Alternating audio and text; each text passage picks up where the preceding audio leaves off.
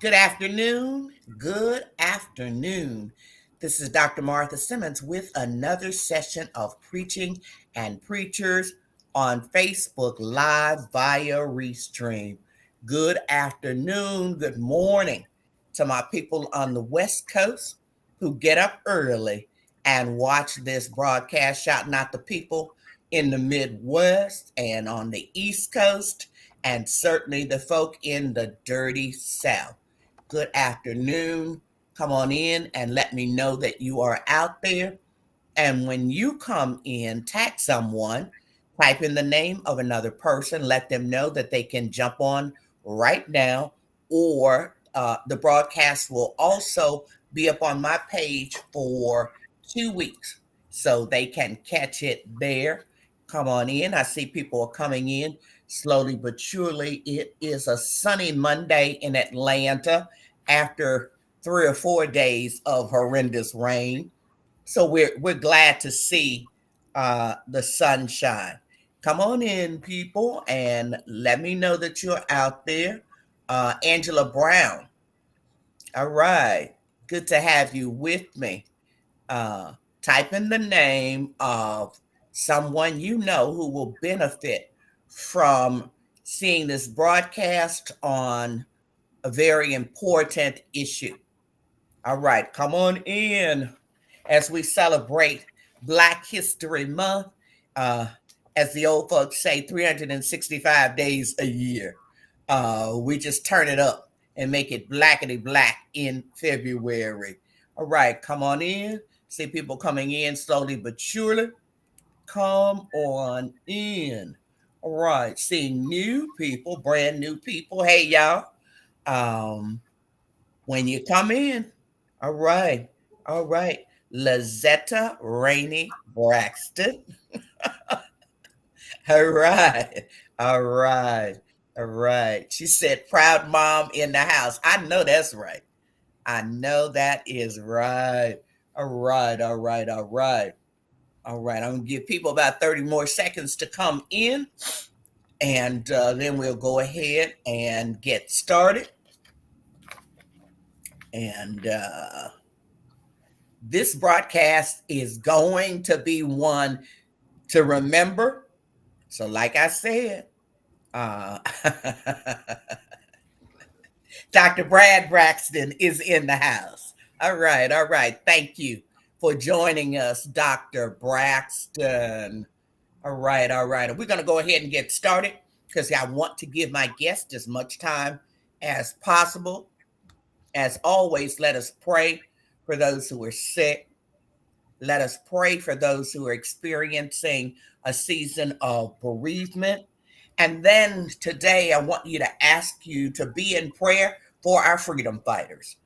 They're doing it all around the country. People you don't know are doing hard work in the trenches. We are praying for them. Happy Black History Month, which I will be celebrating through December 31st. We're just turning it up a notch and making it blackety black this month. Um, and if I've not celebrated it 365 days a year for the next 3.5 years, I definitely will be doing that. All right, all right, all right. Let's get to the topic. Let's get to the topic. Let's get to the topic. Today, I want to talk about LGBTQIAP plus issues and the Black church. And we've got the right people to do just that. My first guest is the Reverend Don Abram, a nationally recognized LGBTQ plus advocate and public theologian. Reverend Abram has dedicated his life to the well-being of Black LGBTQ plus communities. His work has earned recognition in the Chicago Tribune, Good Morning America, and NPR. As the founder and CEO of Pride in the Pews, Reverend Abram has built an organization that focuses on creating safe, affirming spaces for Black LGBTQ plus individuals. He earned a Bachelor of Arts from Pomona College with a full tuition scholarship, and a Master of Divinity from Harvard Divinity School. In 2023, he was appointed to the LGBTQ plus Advisory Council for Chicago by the mayor. In the same year, he was honored as one of Native Sons 2023 awardees, joining a distinguished group of 100 Black queer men who have made transformative contributions to their fields.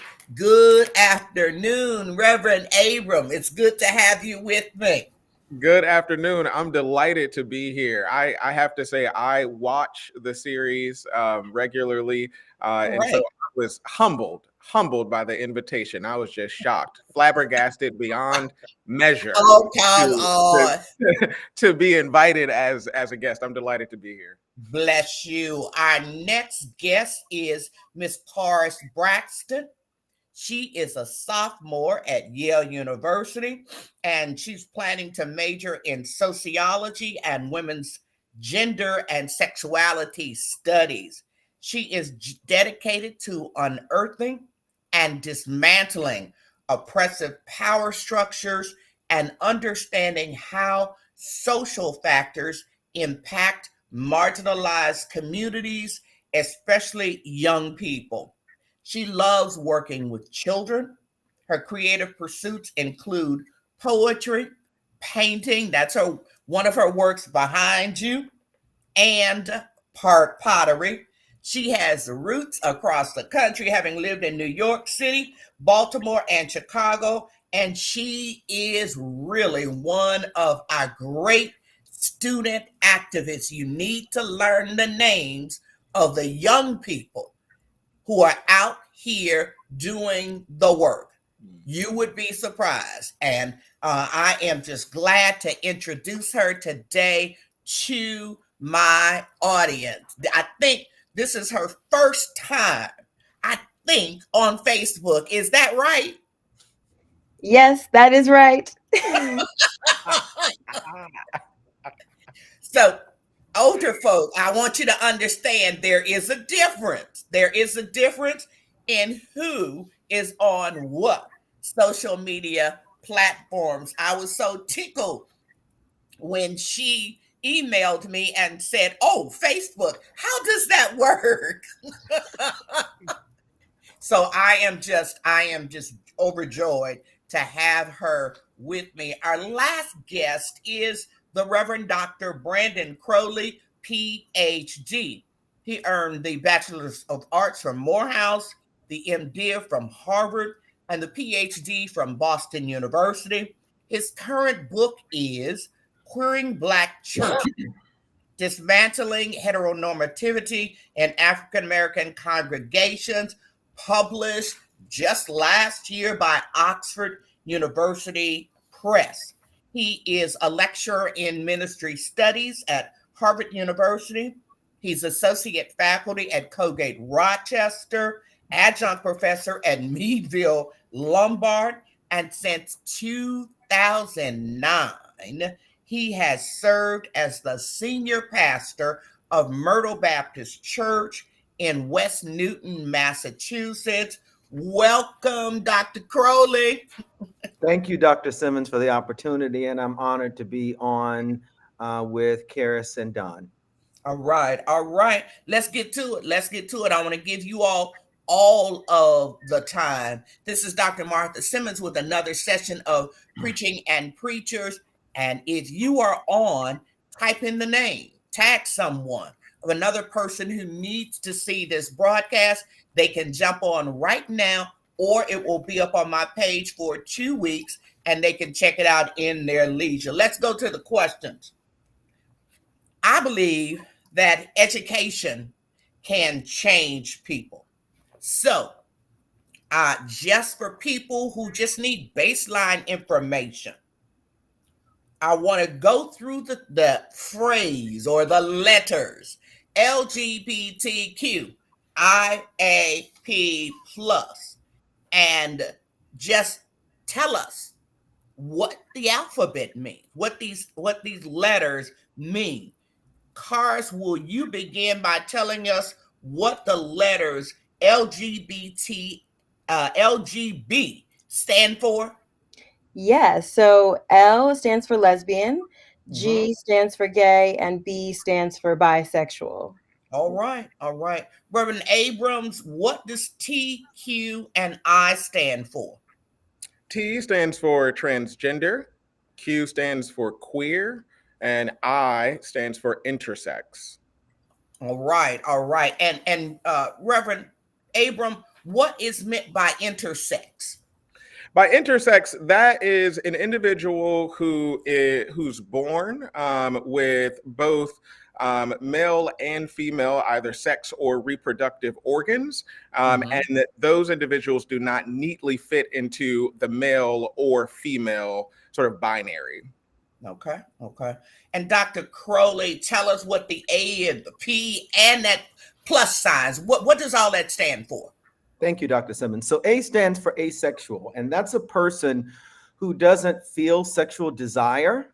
And it really varies from person to person, as each sort of sexual desire is unique to that person. And often this is a category that even the larger community itself doesn't value as often. So Hmm. asexual is a very important category that is a part of our community. And then P stands for pansexual.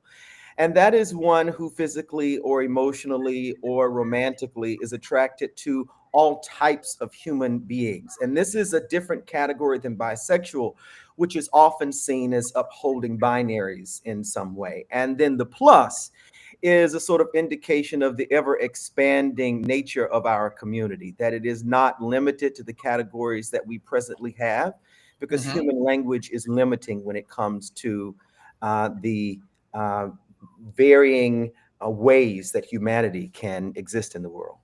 All right. So, Reverend Abram and Dr. Crowley, for centuries, and I do mean centuries, churches have taught abstinence as a matter of their personal piety and as a strategy to curtail diseases. Um, and people are always offering, as they talk about LGBTQIA issues, they will simply say, we believe in abstinence for our young girls. And they'll say, yeah, and the boys too, but they mean the young girls. To your mind, I mean, you're steeped in the research. Has abstinence been effective in achieving its goals? In other words, should abstinence be emphasized in church settings, or should the future of sexual health in churches take a different approach? Start with Reverend April. Well, as long as I can recall, growing up in Black Baptist churches, abstinence, at least the language of it, was always performative. Whoa. We were abstinence in rhetoric only, but not in our lived experience in sexual behaviors. And Mm-hmm. so I found that the prescription of abstinence was largely weaponized against LGBTQ plus individuals, with the expectation that they do not have the ability or should not have the ability to explore their sexuality and the boundlessness of it, while those who are heterosexual and cisgender are able to fully live into the sort of their sexually expressive identities. And so no, it has not achieved its ends, and it actually is quite dangerous. Whenever we prescribe a sexual ethic that is applied universally without addendums or sort of appropriate context, we will find ourselves in places where folks are wholly uninformed about how to have safe sex, Mm-hmm. responsible sex, and ethically grounded sex. And Mm-hmm. so we aren't having robust informative conversations about how folks should relate to and with one another sexually in healthy ways, because we want to maintain the facade that folk aren't having sex at all. And that has actually led to incredible spikes in STDs and STIs and HIV. And it has really gotten to the place where folk now, when they contract an STI or contract HIV, they are ashamed to acknowledge that they have been having sex and are less likely to actually seek care, right, for that thing.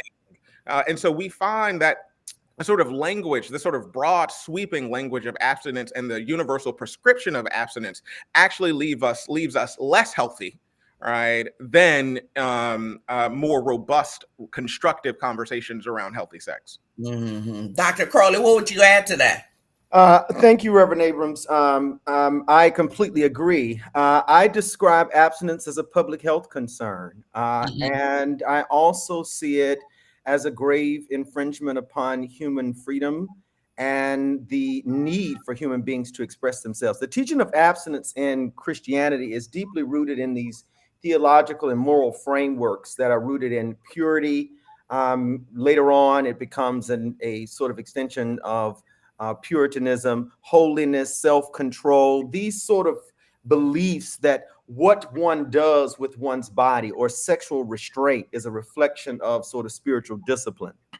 And this does create a public health crisis, because what it means is that we don't teach sexual health practices. We don't teach people how to be sexual and safe. We don't teach people how to use a condom, how to use a dental dam.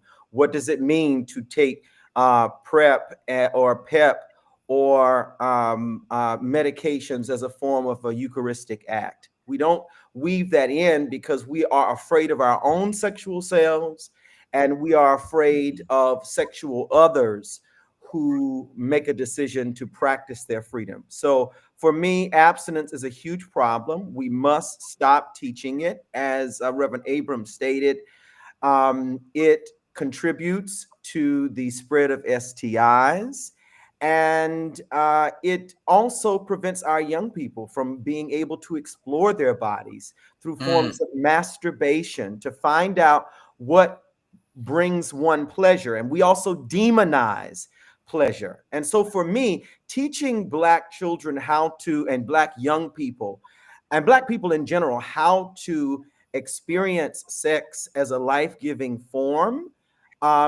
is actually a form of resistance, because it gives us the ability to reclaim our own pleasure. All right now. But I do think, I just want to say, Dr. Simmons, I think we should be very careful not to mix, since I'm representing this sort of part of our community in the exclamation before, we can't mix abstinence with asexuality. So let's make sure we keep those completely separate. Okay. All right. Karis, would you like to add anything to that? Yes, I think I wholeheartedly agree, for one, wonderful insights. And I also think kind of building onto that idea is the notion of a sexual citizen, which is something that I've learned in a recent class. But basically the idea, right, is that as sexual citizens, right, it's similar to the idea of national citizenship, but sexual citizenship means, right, we have the right to our own choices and bodily autonomy and the responsibility to respect that of others. And we learn how to be neighbors in the church. We learn how to be friends in the church. We learn how to be co-workers, parents, family members. We learn how to be, right, stewards of this, as my dad would call, kingdom, right? Reframing kingdom as relationships to one another. So why not also extend that to another realm of joy and intimacy and connection as sexual citizens, right? So the importance of learning that and of having that in the church space, I think, is central. So I absolutely agree. All right. I like that. Dr. Sexual Simmons, citizenship. Go ahead, Reverend Abram. If I can add, Dr. Simmons, I want to name that abstinence is not inherently bad. That's right. Right. I want to name that. Right. If one chooses to engage in abstinence as a way to perhaps fast, or abstinence as a way to reprioritize other areas of their lives, or abstinence as a way to ensure that they are able to spend time doing other things that they care about, or other ways of moving through the world, folks are allowed to do that. What I am critiquing is the sexual ethic that is prescribed universally. That's the critique that I have, because it does not leave room for individual expression, bodily autonomy, or, to Dr. Crowley's point, sexual exploration. All right, we kind of went in this direction. I want to ask each of you, how should Black churches, because we know we're afraid to talk about sex. The word masturbation just makes us tremble. And you all know one of my biggest broadcasts of all times occurred when I talked about masturbation for a whole 2 minutes, just 2 minutes. Yes, folk lost their mind and decided I was going to hell, and a lot of other folk with me. But how should Black churches approach the topic of sexual education? Meaning, what role, if any, should churches play in providing comprehensive sexual health education to their congregations? I mean, how do we continue to mature to get mature sexual discourse in faith spaces? How do we make that happen? And I'm going to start with Reverend Dr. Crowley. How do we do that? Thank you for this question, Dr. Simmons. And I might also add that masturbation is a blessing and it is a gift. Mm-hmm. And I think it is a wonderful introductory way of talking about human sexuality to younger mm-hmm. persons.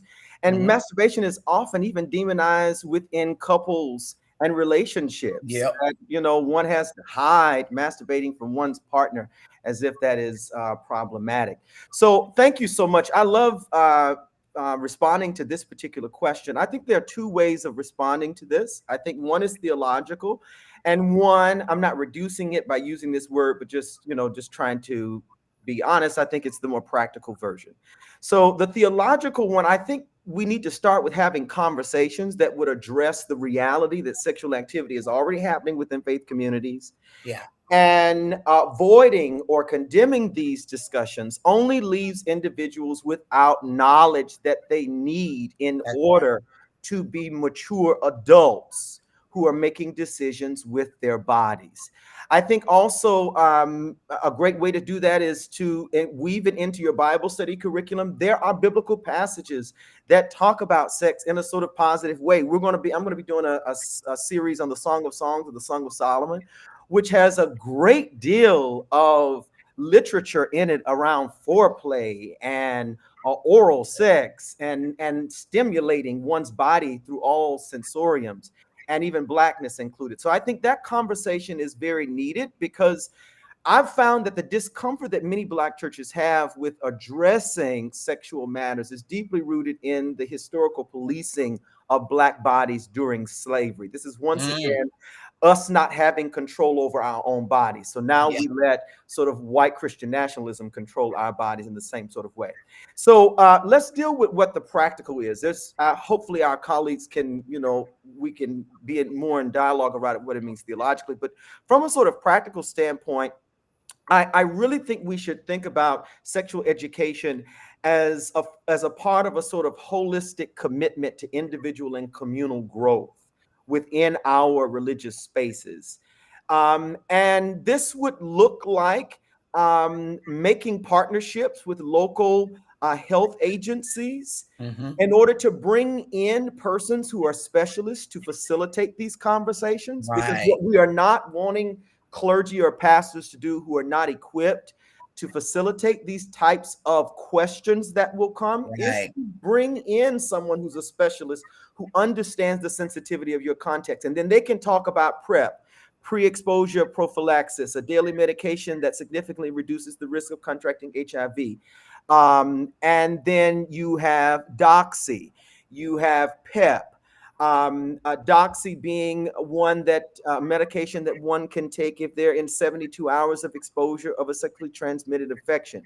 Now, I think it's also important to not do a form of biological reductionism and to create this concept that persons who are living and thriving with HIV or with an STI, that they are somehow unclean or dirty. I think we have to be very careful about the way that we use language within our community. But I have yet to meet a colleague who is not interested in preserving Black queer lives, who may be living and thriving with these other forms of living in the world. So I think it becomes very important for us to talk about condom usage and how to utilize a condom, and to create a space where people are able to stop the hiding, because the hiding is where the psychological damage is happening. Yeah. Karis, definitely as a real young person on here, give me, tell me. Yeah, Dr. Crowley I thinks I definitely, look real young. I was looking too. I was Now, wait a looking minute. too. I'm I'm like, young. Like I that's really said, young. no. You all are young too, but she had never used Facebook. I'm talking about young at that level, okay? So Karis, talk to us about your sense of sex education in the church, and what role do you believe churches ought to be playing in just helping people have mature sexual discourse? Yes, absolutely. I think the first thing that I think about is, again, reiterating the idea of a sexual citizen, right, as a framework of understanding. And I think for me, growing up in the church, my father was the pastor of the Open Church of Maryland, very progressive in these realms, and having these discussions. And I think one of the most kind of, I would say, easiest, or maybe not necessarily easiest, but one of the, like, a straightforward idea or solution is to have an offering plate that has, right, pieces of paper on it and that are blank, and a pen, and allowing people to come and take a piece of paper and write questions that they have, to kind of gauge first and foremost where your congregation is at, right? So I think absolutely the things that Reverend Crowley was talking about, absolutely central. And also, even before that, getting a gauge of where people are at, and the responses you may get could be a wide range of things. You could have somebody say, I want to learn everything, I know nothing. You could have somebody say, why on earth are we talking about this? Is the church even supposed to talk about these things, right? So I think giving people a space to kind of share their concerns and to share their ideas, like inherently anonymous, but also can be revealing of identities if they choose to, is one of a key kind of gateway, I think, to having these discussions. And it's similar, and I draw inspiration, I think, from this kind of idea of transparency and of honesty and communication from my upbringing in my dad's church, and also as a college student at Yale University. That's one of the main kind of values that they have that I was kind of surprised coming into, is the honesty and the transparency about these discussions and about this education as a means of honoring the reality, right? The reality of having sexual bodies, and that is something that doesn't need to be shamed but rather celebrated, right? That the things that we can really appreciate about sexuality, right, about honesty, intimacy, joy, love, are things that we appreciate about other forms of relationships, right? So Right. allowing that to be the underlying value that we're looking at sexuality through, and that really allows us to see that these things are intertwined and not separated, right? So meeting people where they are, and allowing them to express their concerns and their ideas, and then that can hopefully allow churches to become a safer space to get really deep into these conversations and into these partnerships. Right. And that, I think, is the bottom line. So many people have questions, young folk, middle-aged folk, seniors.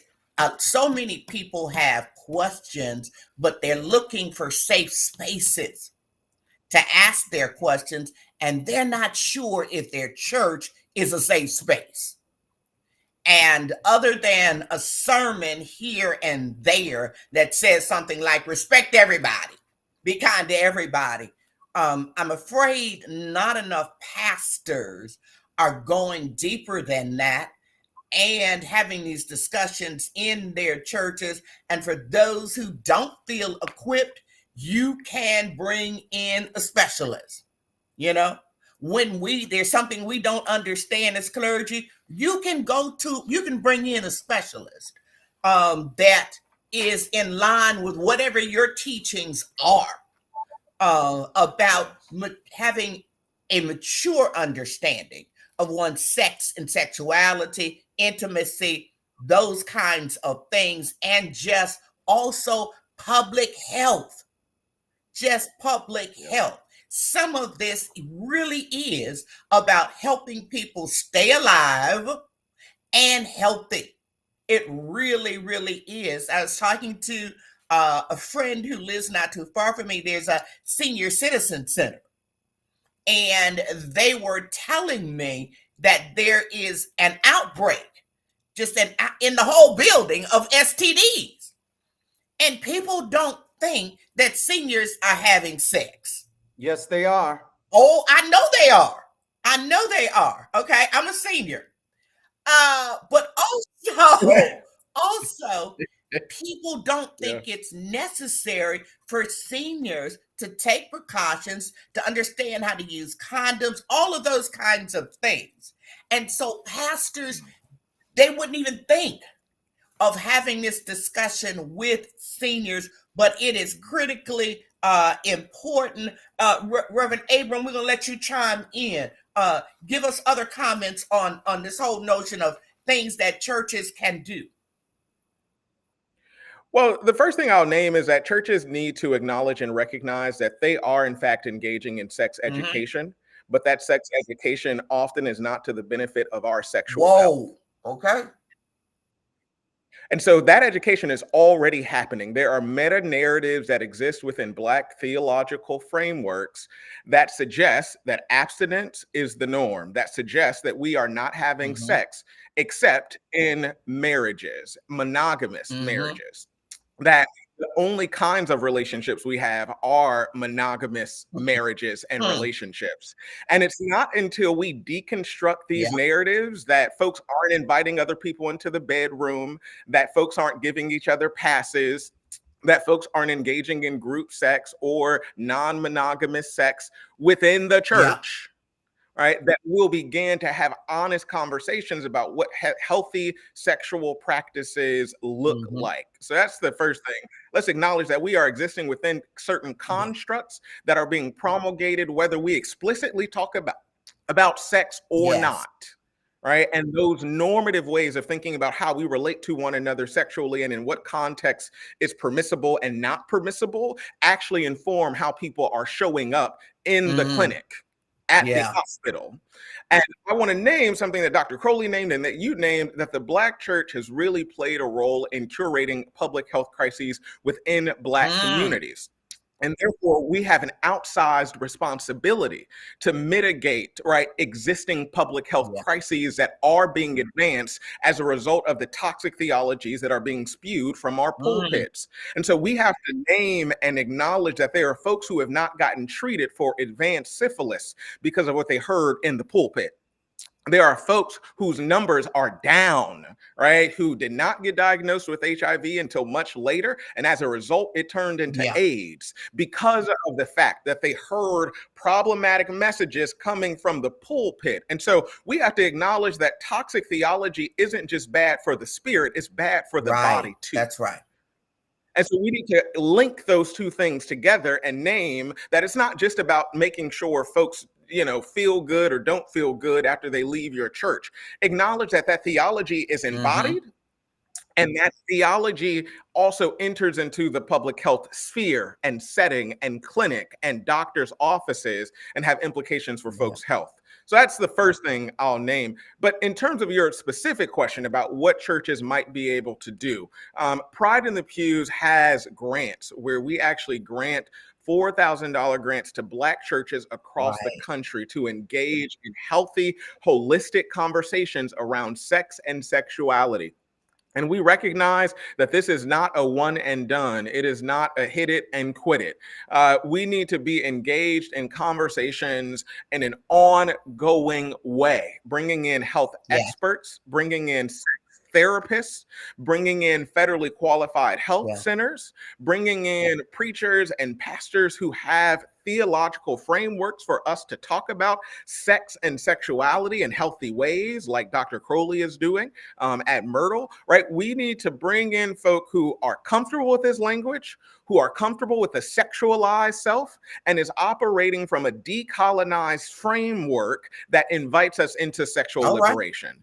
And when we are able to give folk money, financial resources, curricular resources, and deconstruct these sort of theological constructs that induce shame and guilt around one's sexuality and sexual behavior, then we might be able to tackle some of these crises that we are in. And I'll say this, and then I'll give the floor back. But I want to name that because we have often talked about sexuality and sexual health only within the framework of queer and trans folks, right? That means that when crises disproportionately impact Black women, for example, we are not prepared, right, for the conversation. And so now, because we have misused and misaligned, right, sexuality with queer folks, right, and that HIV is only something that queer men get. AIDS is only something that queer men who have sex with men get. Right. And so now we're at a place where Black women are disproportionately impacted by HIV, and churches are wholly unequipped to have conversations around healthy sexual practices because, we thought only queer men got it. And so now Black women are suffering in silence, right? And without pastors, preachers, ministers who are theologically equipped to hold space for the complexity of their sexual experience. All right. And I want to be clear because someone, people are posting it saying, don't reduce the LGBTQIA life to sex and sexuality. And anybody who knows me know that that's not what I'm doing. I just know on the front end, I've got to load this with some basic education for folk who are not trying to discuss this at all. So I wanted to just address that in the comments as we go forward. Karis, what does it look like for LGBTQ plus young people, especially youth, teenagers, to have support? And how does the absence or presence of authentic support impact young people? What's been your experience? What does that look like? Absolutely. Yeah, I think for me, growing up queer and in the church was not a traumatic experience, which is something that a lot of people cannot say, and that it's heartbreaking that a lot of people cannot say that. And I think one of the most fundamental reasons why I think my experience in particular was so beautiful and poignant was that my queerness and my relationship with God I was told that those things can exist in harmony and they don't have to be distinct and they don't have to be separate. Because where so much of I think the trauma of growing up queer and a lot of churches and specifically Black churches comes from is the erasure of queer identity, saying that you have to pray away the gay as if queerness is something that is antithetical to God, which is something that I was like, that's bonkers, because that's not how I grew up. And also in my embodied and lived experience, that's not something that I experienced or resonated with. Right. So I think, and also just thinking about it in terms of like a scientific perspective, when you look at adolescent minds, they're very, very vulnerable. Like as young people, they're so vulnerable to what their peers and what social influence and all of these things have to say. So when you say that there's something so central to someone's identity, and you say that that is antithetical to something that is also central to their identity, right? Let's say their Christianity, their relationship with God, then it creates a very, very, very hard tension. And when your brain is still developing, you can barely reconcile with that tension, right? So I think for me, when I think a lot about queerness, and I say queerness meaning, and anything under the LGBTQIA plus umbrella and relationship with God, they're actually very, very similar when you think about it. Because when you think about God, right, I think about my relationship with God as often many things, but one of the main things as a refuge in the storm, right? As something that is that kind of poignant and deep love and support, that living by faith and not by fear, and trusting that things are going to work out even when you can't see it, right? And queerness in many ways is that deep sense of knowing and poignant love and power and connection and community, that living in a society where you're told that, and many times you deserve to die just because you love somebody that looks like you, just because you feel different, right? And building that community is so similar to faith communities. They overlap. It's a Venn diagram, right? So when you say that those two things are antithetical, that is really dangerous developmentally to queer kids in the church. Yeah. And also, I think antithetical to when you're thinking about, radical love and what Jesus says, right? You love your neighbor, love people around you, and that kind of deep connection of loving through adversity. And that is inherently what queer identities are, and allowing queer youth in the church to express that and to explore that and to celebrate that and to say queer love is just as beautiful as heterosexual love, and to say that trans people and trans allies and all these people, we're all together in one, right? We're all together under the kingdom. So I think understanding them as queerness and Christianity as combined, as so intrinsically tied to one another, is a really powerful way of understanding how to then support queer kids in the church in particular. All right. I've got, I could stay here all day, but I'm just going to jump to another question that I just got to get to. Dr. Crowley, we've seen the moves by the current administration against transgender folk, and I've just continuously seen, I spent over 20 years in San Francisco watching this, transgender people be almost medicalized. Do you know what I mean? And tell me from your experience, and you've been a pastor, how long now? Is it 15, 16 years? 15 and a half years. Okay. What best practices can Black churches adopt, do you believe, to promote supporting, understanding, caring for transgender persons within their communities? And I wanted to focus on the transgender community because I think they are often so demonized. And folk like those in the current administration see them as low-hanging fruit, that no one will care about them because people don't really have an understanding of the transgender community. So they're easy to pick on. They're easy to demonize. They're easy to let die. They're easy to let suffer. So talk to me a bit about that, Dr. Crowley. Yeah, so I thank you for bringing this up, because it is true that transgender persons, and I think I want to just draw attention to the fact that we are to engage with transgender persons as persons. Mm-hmm. So, and the reason I'm emphasizing persons is because we often reduce them to their medical needs, with their identities being framed solely through the lens of transition-related healthcare, such as hormone therapy or surgeries. This medicalization of transgender persons overshadows the humanity of transgender persons, right? Reducing them to a series of sort of clinical processes instead of recognizing them as the imago Dei. Mm-hmm. So let's talk about some sort of best practices around language. And this is what I'm going to share with you in this moment, is exactly what I took my deacons through many years ago and still take leaders through from time to time, about some sort of basic things to know. And then maybe we can expand this more with conversation with our colleagues. So first of all, the phrase sex change, avoid this.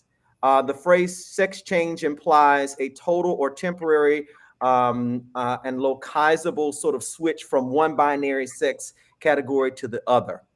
So do not use the phrase sex change. All right. Do not use the phrase sexual reassignment surgery. This is antiquated. We now use gender affirming procedures. And instead say transition or transitioning. Do not use words such as tranny or transgenderism or transgenderist or transgendered, past tense. Transgender is an adjective. Transgendered, much like gendered, is a past tense verb. And people are transgender.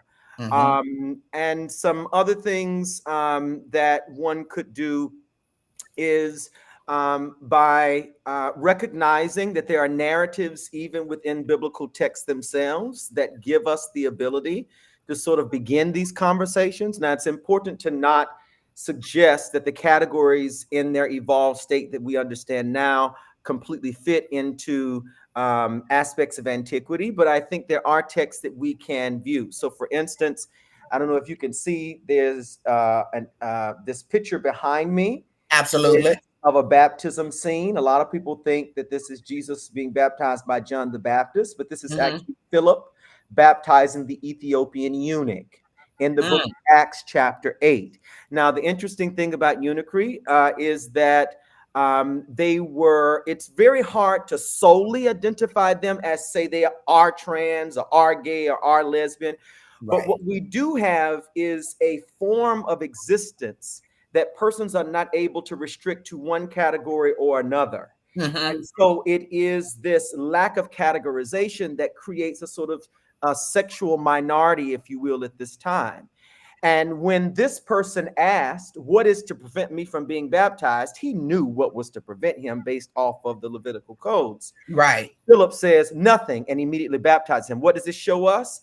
That the early church affirmed all of God's children. And then Jesus even talks about this after the passages of divorce, after the Beatitudes in Matthew. They asked, what are we supposed to do with eunuchs? And Jesus talks about some are born that way. Some chose to be that way. Some are that way for the glory of God. And for those who can love them, they should, and accept them, affirm them. But for those who cannot, do not leave them alone. And so I think that this becomes a great sort of introductory way for us to begin thinking about the work of the church, baptism, accepting all people, and then some of these introductory sort of terms. Now, this is a sort of base level. I would encourage people to read Transforming by Austin Hart. I would also include... Say that name again. You went in and out. Say that name. It's a book by Austin Hart, and it's AustinHarke with the E on the end. And the beautiful thing about this book, I encourage my students to always use this when we're talking about transgender persons, is because Austin, he uses narratology as a way to get into that relationship that one Christian is to have with another. He uses storytelling, which is very powerful even in a Black church context as well. Yes, I'll stop there. Okay, so Reverend Abram, let's talk more. Let's talk more about resources and churches connecting with healthcare organizations and advocacy organizations. This is all about the church really being the church. So this is some of what your organization does. So talk to us about it. Well, first and foremost, for those of you who are interested in learning more about LGBTQ plus communities, where you are excited to learn, you want to actually advance these conversations in your local congregation, Pride in the Pews right now has an grant application open and available to all Black churches and Black pastors, where you will be provided for a $4,000 stipend, ongoing learning opportunities, as well as in-person convenings, giving you an opportunity to sit with what it looks like to have these conversations in your local congregation. And so all you have to do is visit www.prideinthepews.com or go to our Instagram page or Facebook page and click the link in our bio so that you might be able to join the upcoming cohort so we can have these kinds of conversations. So that is an immediate resource that is available to you, where we will be having these conversations. We will be bringing in experts like Dr. Crowley, right, to talk with our fellows about what it means to do this work on the ground and to meet people where they are. Again, we name that the goal here is not to convince or convert you to adopt our theological worldview or position. It's to invite you into a conversation that acknowledges the shared humanity of Black LGBTQ plus folks. And if we're able to meet at the place of our humanity, right? Our shared need, our shared desire for safety, our shared desire for resources to be able to thrive, then I think we might be able to have more productive conversations. Right. The other thing I wanted to name, Dr. Simmons, is what like trans persons and the trans experience is, because there is a difference between gender and sexuality. That's right. Right? There is a difference between gender and sexuality and yes, sex. Absolutely. These are different things. So when we talk about trans persons, we are talking about folks whose gender identity or gender expression does not match their assigned sex at birth. That's really important to name, because you often hear rhetoric of folks saying, well, if you were born male, then that means you're a man. This is where we are confusing sex and gender identity. Yes. And so I want to name that these are two different things, and one does not equal the other. And so I just want to make that clear, right, and educate folk in saying that if you are talking about body parts, right, you are talking about sex, not gender identity or gender expression. Just because someone is born male does not mean they are a man. And just because someone is born female does not mean they are a woman. I just wanted to make sure we're all on the same page here. Trust me, there are people on many different pages who are listening to many pages, huh? Many pages. Yeah. So You're right. On the same page. There are many pages. That's why we're doing this broadcast, because as I said at the outset, I believe there are people who really do want to know. They really do want to understand. They don't want to demonize. And then there are people also who are concerned. They're concerned for their children. They're concerned for their community. They're concerned for their church. They're concerned for their church. And so they want the information. And that's why we're having the conversation today. Dr. Crowley, you were leaning forward. Did you want to add something? No, you made the statement that I was going to make. Yeah. Okay. And so Don, I'm really glad that you gave that clarification, because that's the bottom line. If we could get more education, then people would be able to have good dialogue. I am not on here trying to tell, and I've been saying this for 8 years, I am not on here trying to tell you what to believe. Okay? That has never been my interest. But I am here to try to make sure that you are informed. It's difficult to have conversation with uninformed people. That's just a very difficult thing to do. We're just about out of time. But Karis, final comments, anything that you want to offer to Black churches that are really interested in understanding the issue? We're not talking about people who are looking to bash folk, but what would be your comments to churches who say, we want to learn, we want to know better, and we want to respect all people? What would be your comment to them? Absolutely. And before I share my thought, I've seen some people in the chat asking for resources. There's a myriad of resources out there, but one that I think is really helpful, and in terms of also talking about sex with youth, is this organization called Amaze. It's AMAZE, Amaze.org. And they have sex health education videos that are age appropriate, right? So if you're wondering, just in general, how do I begin this conversation with a 15, 16-year-old, or just somebody who, right, isn't of legal age, but is, the reality of sexuality is that it transcends legal bounds, right? It often it occurs right in adolescence and all of these things. So that's one resource, just to kind of, if you're saying, I don't really know how to breach these conversations with my child or with my niece or my nephew, that's something that I've learned about in some of my classes here, and just wanted to share that. But moving into your question about having these discussions, I think one framework that I think is really, really helpful is the idea of calling in, not calling out. So, right, the Okay. idea of calling out is the idea of saying, oh, you're doing something problematic, like we have to shut this down immediately. But actually, rather thinking of it as, I value this community, I value our connection, and I want to work through any adversity or any kind of opposing opinions that might be creating some sort of tension and harm by bringing you into the discussion, right? And I think one of the benefits actually of having these discussions in a shared faith community is that you're operating from a similar set of values, right? We all believe, right, in the fruit of the Spirit. We believe in the kind of undying love of God. We believe in all of these fundamental things that allows us actually, if we call one another in and we let down our guards to say, it's imperfect, it's uncertain, it's vulnerable. It's not easy, but right, but having these discussions allows us to kind of break down the barriers of shame and to see clearly, right? And that is, I think, one of the most fundamental things, that we're going to make mistakes and we're going to be imperfect, but we care about one another fundamentally as God's children, and that is what can unite us and allow us to really thrive in these discussions through all of the challenges and the ups and the downs. All right. And I think it's really important for churches to know that caring about people and their mental health and their safety and letting them know that they're loved is more important than shaming people.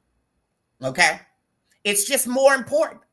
I don't care what side you come down on, what issue, being kind, being concerned about people and getting to understand them, that's more important. I always see the comments of, we just need to tell people the truth because we're trying to keep them from going to hell. That's why we're talking about it. That's why we're naming the scene. We're trying to keep you from going to hell. And what I don't think folk get is that they're sending people through hell on earth. Folk are committing suicide because we've got these harmful messages from churches, okay? And so that's what I'm about, the messages that keep folks safe, okay? That let people know that they are loved by God and their faith community. Reverend Abrams, we got 2 minutes. Give us final comments. The final comment is, if you are wondering what step you should take in order to show up for Black LGBTQ plus communities in particular, especially Black trans communities, the first thing that you can do is actually see Black, queer, and trans folk as sacred texts. Right. That you read, okay. Period. Approach queer and trans folk as if they have something to teach you. Now. Not only about God, but how we relate to and with one another. And in the same way that you would not allow that holy text to be put on the ground or to be set on the floor or to be used or tossed haphazardly, let's begin to think about how we might be able to hold space for the sacred humanity of Black, queer, and trans folk and believe that they are worthy of being heard and seen and celebrated. And it is not until we stand on that true principle and that belief that queer and trans folk are a reflection of God Almighty, and that by learning more about the lived experience of queer and trans folk, we learn more about the God whom we serve. Now. And if we're able to approach queer and trans folk with that conviction, with that sense of understanding of the divine and of God and of our call to love one another as we have loved God and ourselves, then I think we might be able to have fruitful conversations about how we show up for one another. But I think far too often folk are speaking on behalf of trans folk or speaking on behalf of queer folk or speaking on behalf of the community, when in fact queer and trans folk can speak for themselves, have always spoken for themselves, have always shown up in our churches, have always shared their truths. But the question is, have we had ears to hear? Or do we invite folk to the table? Do we invite folks to the table and say, you know what, this is an open table. We're not here to talk to you or about you. We want to have a discussion.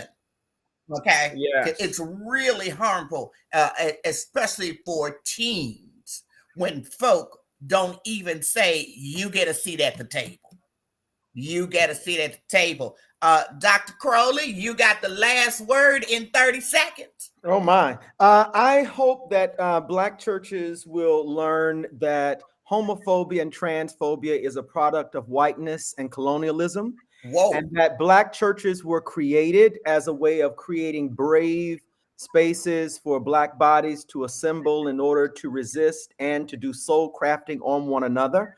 And so when we practice heteronormativity and homophobia and transphobia, we are utilizing the tools of whiteness to tear apart the hearts and souls, minds and spirits of our own people. This is why Horace Griffin titled his book, Their Own Receive Them Not. So I hope that Black churches will recognize that LGBTQIAP plus folk are not being turned such in their churches. They are already there. They are already present within their conversation, in their communities. And we've got to make sure that we are leaning into education, educating ourselves to understand the history of a lot of these homophobic practices that we are doing. We think that we are following the word of God and in the will of God, but we are actually practicing a form of godliness that is actually not real. It is actually turned into a principality in high places, Lord in lofty, wearing sort of priestly garments. The last thing I would just say is just going back. I know I appreciate the comments that were listed about avoiding us just biologically reducing queer persons, LGBTQIA plus persons to sex. And while I do see that as a current motif that is very prevalent in a lot of sort of privileged queer circles, those persons who have already sort of gone through and are very vastly educated. But a lot of this work of responding to, as Reverend Abrams talked about, text of terror or theological terrorism, is really the work that needs to be done for souls who haven't had the experiences that many of us have had these Ivy League schools. Because let's face it, HIV/AIDS is still on the rise. In Black communities. So is a lot of other STIs that we do not talk about. And so to buy into that sort of Foucault model without the proper balance of understanding that this thing is still spreading. He didn't say Foucault. No. See, he took y'all. Okay. The Foucault model, really? Well, what I'm really saying is that, and we were talking about this in my class, Queering the World, this past week, in that a lot of the ways, I think it is very powerful how Foucault talks about sex. But when you take that rhetoric and you put it in a Black context where HIV/AIDS is running the way it does, we need to really think about the ways that we can talk more about sexual health in the form of doing sex in a way that doesn't burn condoms per se, but one that in the way that bras have been burned in the past. That's a form of resistance that is now coming as well. But I just don't think we're there yet as a community to be focusing too heavily on that conversation, because people are still in harm's way. And I think the discussion around sex is really because let me also say, I think it's a misnomer that queer people know how to have sex just because we're queer. I counsel a lot of queer folk who are in relationships who are trying to figure out how to have sex with each other because they're still dealing with the psychological trauma of being told that they're dirty. So then they jump up after having sex with each other and run to take a shower. This is stuff that people who are out are dealing with. So I think that we still need to do a little bit more of Althouse Reid's Indecent Theology. That's a great book to read also. Say the author's name again. Althouse Reid, R-E-I-D. The title of the book is Indecent Theology. Indecent Theology. I think, and then I'm also thinking about Jennifer Canuse's book, Practicing Safe Text or Unprotected Text. I'll have to find that one in particular, but that she's out of Unprotected Text. Unprotected Text. That's it. Thank you so very much. Thank you so much. Yes. All right, all right. That's my time. Oh my God, I am just so grateful that these guests have shared with me today. You all have helped people. Trust me on that. You have helped a lot of people. And if you are on now, tag someone. This is going to be up on my page for 2 weeks, but I can't thank my guest enough for sharing with us. God bless you in all of your endeavors. Thank you to everybody listening for hitting my Cash App. I'm an independent scholar doing this work. And last but not least, share the video. It won't cost you anything, and it will help somebody. It will help a teen. It will help a pastor. It will help a youth leader. It will save somebody's very life.